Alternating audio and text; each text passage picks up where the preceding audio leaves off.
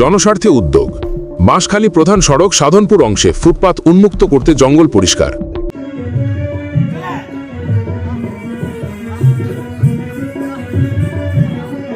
চট্টগ্রাম বাঁশখালী প্রধান সড়কের গুরুত্বপূর্ণ সাধনপুর ইউনিয়নের দক্ষিণ সাধনপুর মোকামি এলাকায় অবশেষে প্রধান সড়কের দুপাশে থাকা জঙ্গল ও ঝোপঝাড় পরিষ্কার করার কাজ শুরু হয়েছে।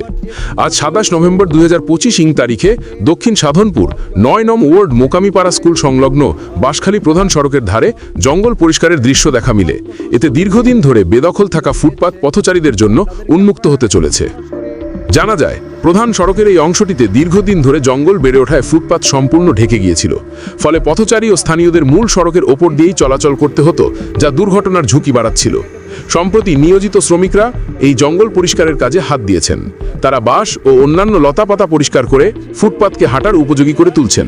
এই বিষয়ে ৯ নং ওয়ার্ডের ইউপি সদস্য ডাক্তার মোহাম্মদ এজাজ এবং স্থানীয়রা প্রশাসনের এই উদ্যোগকে স্বাগত জানিয়েছেন এবং তারা আশা প্রকাশ করেছেন যে এই পরিচ্ছন্নতা অভিযান অব্যাহত থাকবে।